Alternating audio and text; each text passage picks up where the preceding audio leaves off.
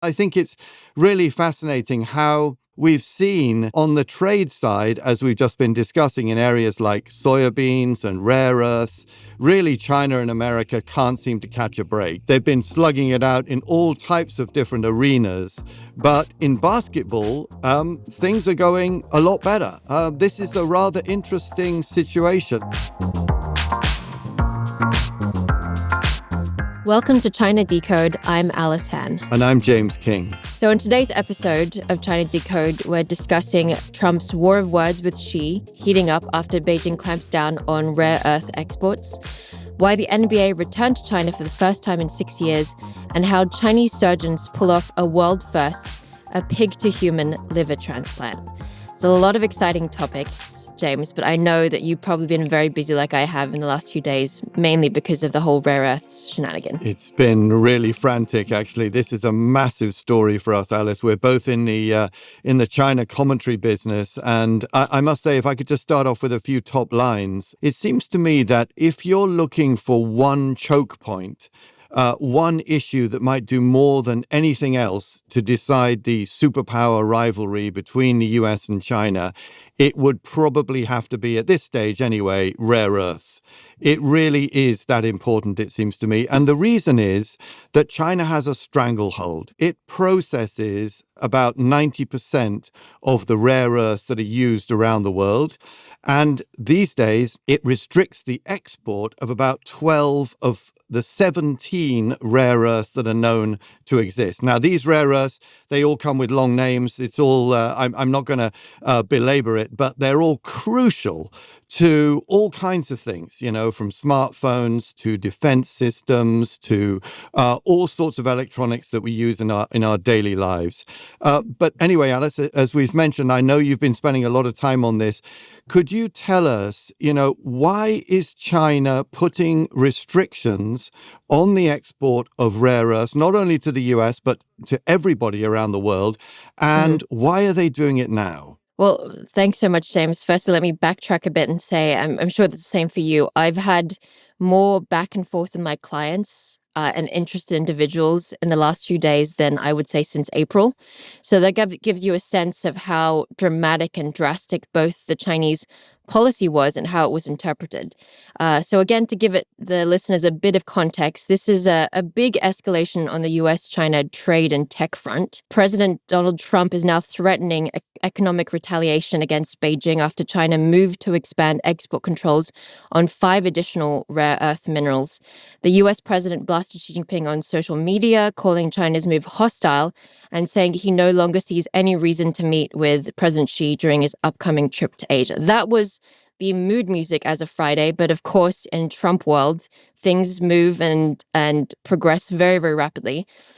Since Friday, we've seen a bit of, I would say, a walk back, a withdrawal on both sides, a de-escalation attempt. And certainly Donald Trump's tweet this Monday, I think, gave markets less cause for panic. Because he basically tweeted this morning, don't worry about China, it will all be fine. Highly respected President Xi just had a bad moment. He doesn't want a depression for his country, and neither do I. And I think since then, people watching this believe that we're in a de-escalation moment. And certainly if you look at the S&P, which dropped 2.7% on Friday, it's probably walked back some of that decline as of Monday. But certainly, I think people were taken aback by both China's policy, which I'll get into just a bit, and obviously the rapid 0 to 100% escalation of tariffs that Trump was threatening on the back of these export restrictions. Now, firstly, I want to give everyone a sense of what these export restrictions are, because I think there's still a lot of confusion about what these export restrictions entail, and secondly, why rare earths are still so critical, so to speak, for the global economy. So on the first level, I would say these export controls have been part of a way in which the Chinese government is formalizing an export control regime that is very much mimicked on what the US has done over the last few years, ever since the Trump administration. So as of 2020, we saw the announcement of these export control law frameworks, and they were designed to basically give China more strategic control on the exports of what they consider high advanced core technologies.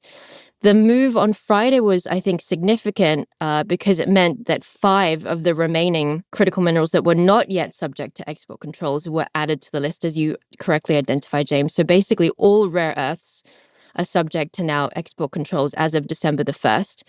And China basically has this licensure framework, meaning that companies that are seen to be exporting critical minerals or even parts of critical minerals within a bigger technology like semiconductors will have to get approval from MOFCOM. And I think what really shocked a lot of people was the fact that even, and I was looking into the details of this, even a good or a technological product that has 0.1% content of Chinese rare earths is subject to these export restrictions. So effectively, it increases the scope and depth of China's control. And certainly, again, to go on to the second element of this, rare earths are so significant, not only because China dominates about 90% of the higher end heavy rare earths and 70% of the complete total rare earth mining, but also because they are so critical in different components and different technologies around the world, whether it's defense grade equipment, semiconductors, data centers, heavy magnets used in EVs and batteries. These are basically, I would say, the DNA of a lot of the technologies that we use today.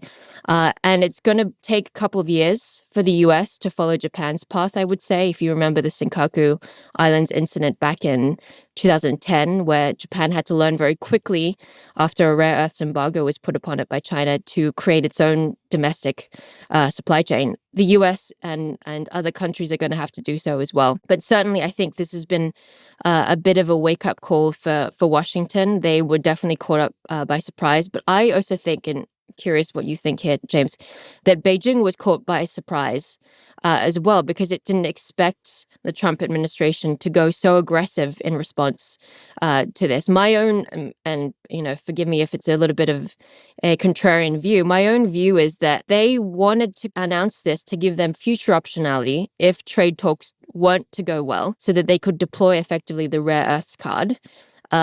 And at the same time, they are trying to do, I would say, a formalizing of these export control frameworks ahead of the 4th Plenum and 15th Five-Year Plan, where I think a big focus will be on trying to indigenize and securitize China's supply chains. But I'm curious what you think about this. I know that there's a lot of different views out there as to why China timed it right now. And what China's intent was. Yeah, I mean, I think that China has short-term and long-term aims in this. And as you've said, I think the short-term aims are mostly about giving themselves leverage ahead of negotiations with Donald Trump over some kind of trade settlement between China and the US. We, as we mentioned last episode, Alice, we saw the soybeans issue last time. In other words, China not buying a single soybean from the United States yet this autumn harvest in the US. That's one source of leverage. Now we've got this rare earth one, which is far and away greater than the soybean leverage because, as you've already said, these rare earths go into so many products that are essential for the US military industrial complex. These are essential for the weapons that the US makes and uses to defend itself. And if there's anything I think that gets minds and pulses really racing in Washington, it is precisely that. So the idea that China has a stranglehold over the ability of the US to make weapons. So that's another piece of leverage that Xi Jinping is giving himself. Then there's been a couple of other things, such as a retaliation by China on a US measure to increase port fees. So now China is putting increased port fees on US ships going to China. So there's a whole load of different leverage which is being built up by both sides ahead of what we think is going to be talks to resolve these trade frictions and the tariff war, etc., etc. But at this stage, we really don't know how this is is going to be resolved. We're all assuming there are going to be talks, but if both sides keeps on piling on the leverage, to me, it's more than possible that we'll just get into a slugfest. We'll just have one side slugging the other, and at a certain point, maybe one or the other side may lose an appetite to reach a deal. So I think I really think that this is a very major issue. Of course, it could all be resolved. China and the US have been known to do this before, bring it to the brink and then bring it back to reach a resolution. But at the moment, this looks serious, I would say.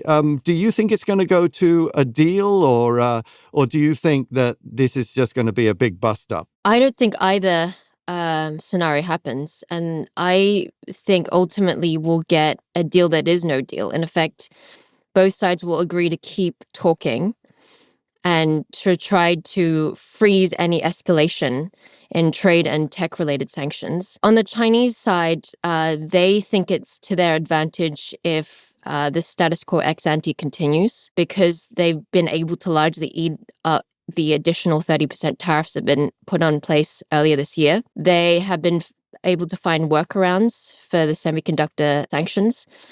And ultimately, they believe that they're in a position of strength, again, which is why I think they hit hard, to demand more. And I think they will demand more in Taiwan, where they might ask Trump to oppose Taiwanese independence. And they may demand more in terms of walking back some of these higher-end semiconductor restrictions. On the Trump side, certainly the people around him, like Besant, will want to see tariffs not escalate for business financial related reasons. But it's worth bearing in mind that he's got a lot of hawks around him who've been remarkably silent thus far. I'm thinking of Marco Rubio, chief among them, who may use this as ammunition going to 2026 for a more hawkish posture.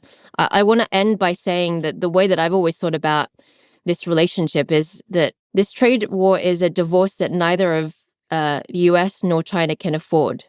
And so ultimately, they've realized that decoupling is a settlement that they cannot afford. So they have to continue to be seen to talk. And unfortunately, talking is its own form of, I would say, resolution, meaning that both sides decide not to escalate. But I think as a result, we'll probably still have ongoing negotiations that deliver a degree of stability with some, obviously, volatility on the sides, like today, Friday's announcement. One thing that I do want to end on is something that I found very interesting, is that China is using a lot of the regulatory frameworks that the US has adopted. So the new export control actually is the first time China has used a foreign direct product rule, FDPR. This is a mechanism that was introduced in the US in 1959 and then recently used to restrict exports of semiconductors to China. So in a way, China is trying to mimic, again, what the US is doing in this kind of long dance of a divorce. But ultimately, I think both sides will keep talking. I think Xi and Trump will probably meet in Korea. There will be a lot of glad handing, but there won't be a real formal deal, is my take. My sense of this also, Alice, is that there's a bigger, longer term shift here. And that is that, China has shown itself now to be willing to weaponize its supply chain. I mean, the supply chain, its dominance in the rare earth supply chain is what allows it to use this leverage against the United States and other countries. But I think we should be clear that China has dominance like this in many different industries and many different supply chains. And we don't know in the future whether they might be willing to use that leverage as well. So China makes 80% of the world's solar panels. It makes about 70% of the world's wind power equipment, about half of all of the world's cellular modules. These are little devices that turn basically a piece of equipment into a networked piece of equipment. And it even controls about 35% of so-called legacy semiconductors. Those are the old form of semiconductors, more than 28 nanometers, that are used in most products. According to UNIDO, the United Nations Industrial Development Organization, China by 2030 will account about 45% of all of the manufactured products in the world. So when that day comes, they'll have even greater leverage. And so this is why I think this is such a crucial issue. It shows the potential shape of things to come. It shows how China could use its massive trading power to really get geopolitical ends or to aim at geopolitical concessions. And it's taking on America this time, the world's biggest superpower. So we really need to see how this works out. You know, if China wins this, we're in a totally different world from the one that we were brought up in. I mean, to me, I've been following China's trade, rise since China joined the WTO in 2001. I never thought that I would get to the day when China was potentially the boss. Beating America, as it were, or dictating terms to the US. But we might just be there on this issue. It's fascinating stuff. And I'm sure by the time we see each other again next week, a lot will have changed. Stay tuned. We'll be back for more after a quick break. Welcome back. The N.B.A. seems to be well and truly back in China for the first time in 6 years. Over the weekend, the Brooklyn Nets and Phoenix Suns faced off in 2 preseason games at the Venetian, marking the league's first major event in China since the fallout over the 2019 Hong Kong protests. Brooklyn Nets owner Joe Tsai says he is thrilled to bring his team back, and Celtics co-owner Mario Ho says the city is buzzing like nothing before, and Chinese legend Yao Ming, who I'm a big fan of, is calling it a long overdue reunion for the basketball sport. Okay, James, I have to confess, I am not a big basketball fan. If this were a conversation about tennis, I'd be better equipped. So I'm going to have to lean on your basketball expertise.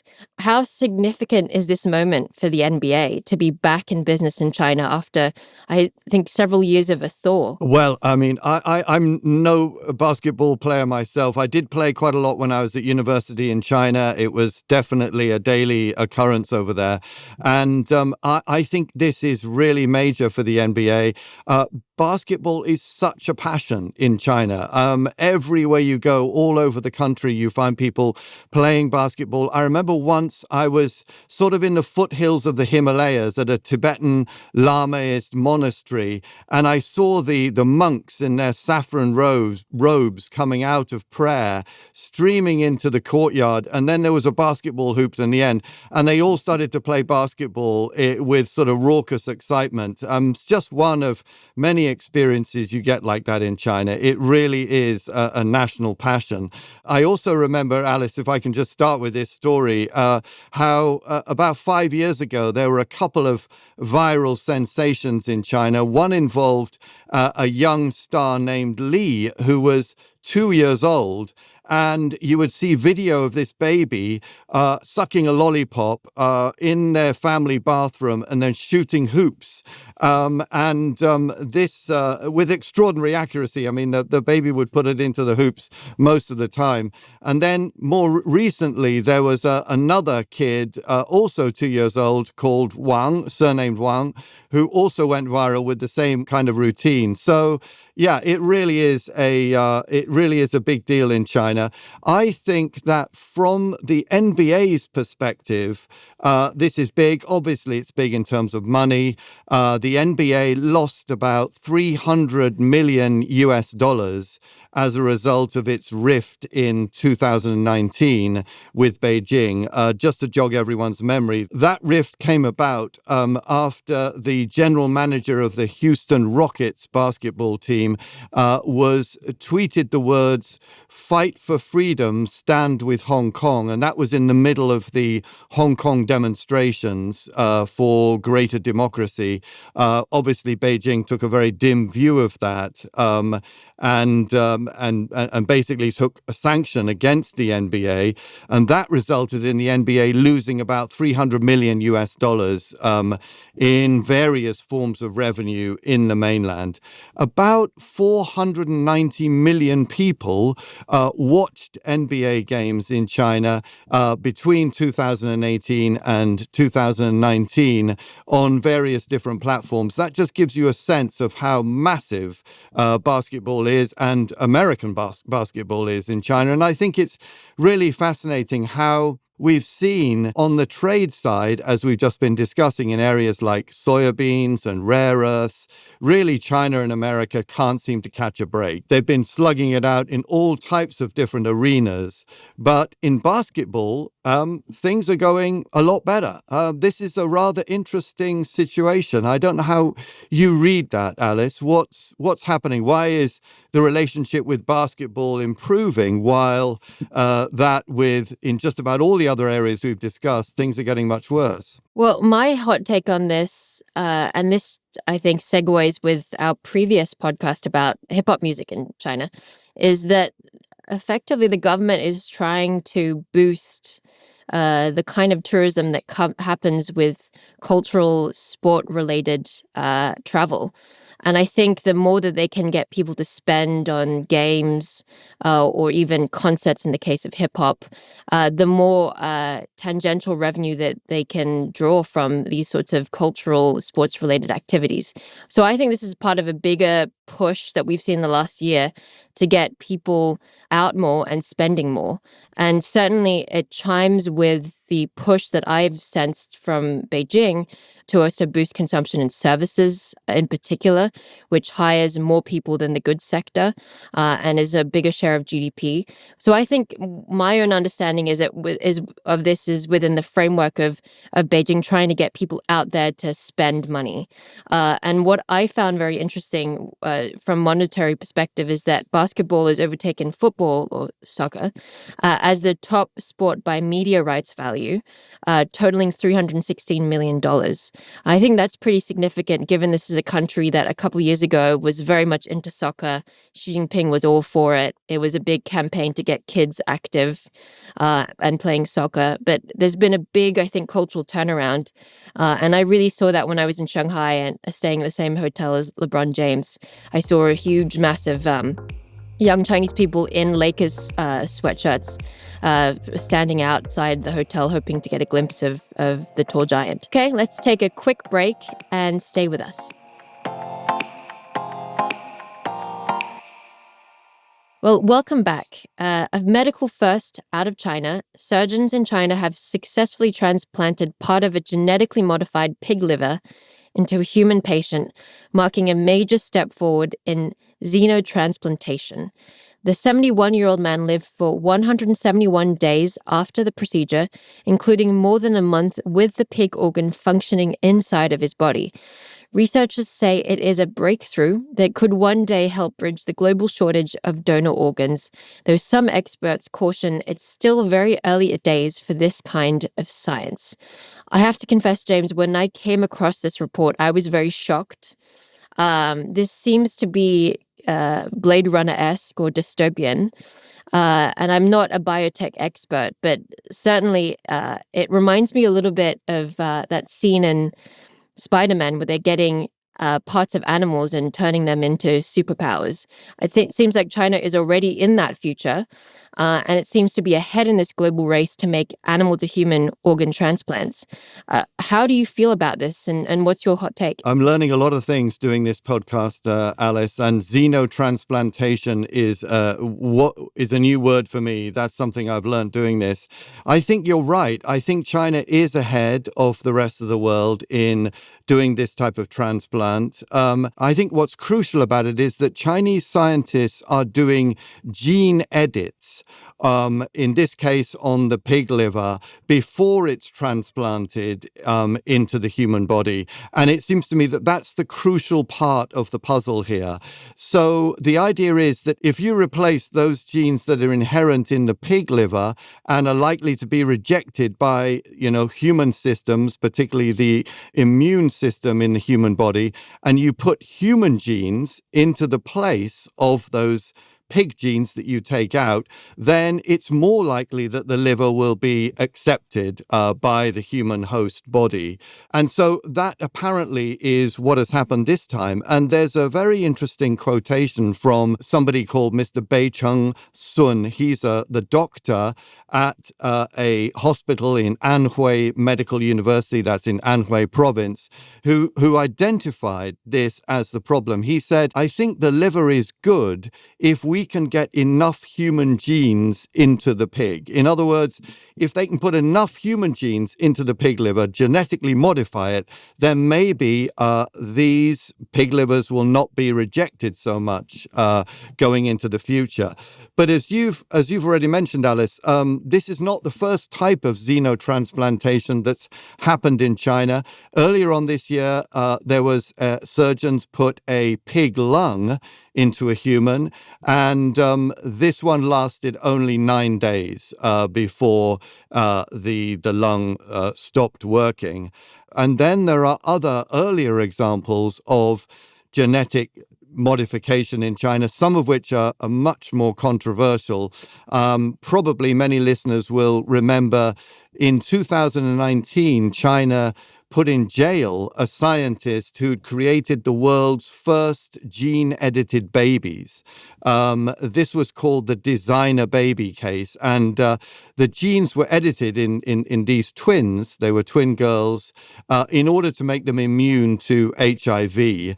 I was just doing a little bit of research on that. Now that researcher is back out of jail and he's back into the lab. I don't think he's doing any gene editing for humans at this stage. And the two twin girls, they're apparently in kindergarten. They're about 5 or 6 years old at the moment. But that was an issue that became very controversial in China and around the world. But obviously, China is continuing with this gene editing in order to try to aim at medical breakthroughs like this one. And just to say, finally, there are about 300,000 people each year in China that experience liver failure. And so if China was able to come up with, a sustainable transplant of pig livers into humans, obviously that would help a great deal. It would extend many people's lives. So, yeah, there's really a lot going on. It's quite a happening scene in China.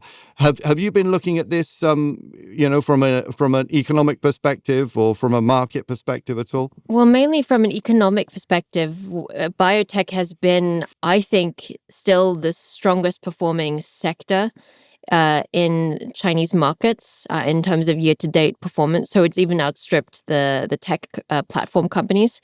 And a lot of that has to do with, obviously, a lot of government investment and attention being paid to the biotech sector. It was one of the core pillars of Made in China 2025, and it will probably be in the 5-year plan, I think. And the other aspect of it is that, China is becoming an even more popular destination for a lot of Western pharmaceutical companies to do very quick clinical trials. So the pipeline for clinical trials to product is very, very rapid and affordable in China compared to outside of China.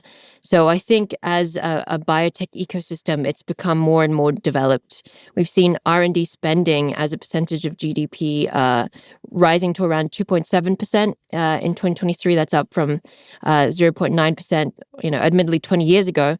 But certainly we've seen more attention being paid. They produce a record number of students every year. STEM graduates make up about 50% of the world's total. Now, a lot of them are going to AI, that's for sure, but there's definitely, I think, a strong contingent that are going into biotech, which remains one of the hot industries in China. I just noticed on Friday, as we were all paying attention to the Trump tariffs and export controls, that the State Council approved new regulations for biomedical trialing.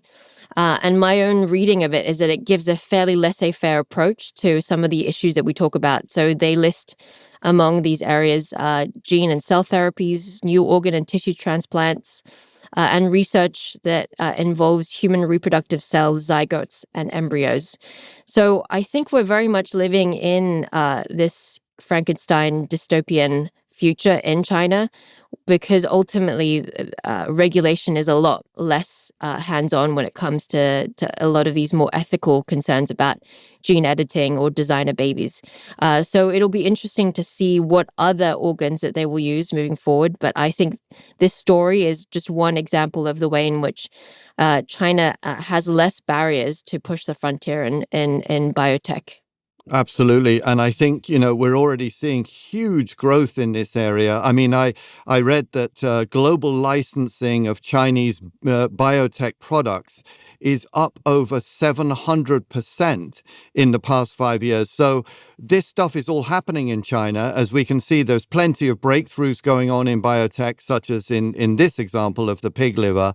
But then it's being licensed to companies all over the world. And so what's happening in China today may well be a product or a procedure that's in our hospitals or on our pharmacy shelves over here, either in the UK or in the US or somewhere else in the world. So this is an area where I think we should be looking at China for a sense of what's coming down the track. And in some cases, we've already seen some big pharmaceutical companies in the West get disrupted by little known Chinese upstarts that are making drugs that the big foreign pharmaceutical company sort of relied on for a significant part of their revenue. And of course, like everything else, it seems that we talk about on this podcast, the China drug costs a fraction of what the foreign multinational charges for its drugs abroad. So China's going to be a source of big disruption to the pharmaceutical companies, I feel,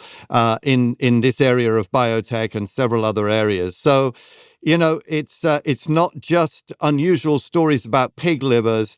This is going to hit the bottom line of some of the biggest companies in the world. Yeah, and just to quote Morgan Stanley on this, so the revenue from drugs they're predicting originating in China could jump to 34 billion by 2030 and 220 billion by 2040. That gives you a sense of the scale and growth.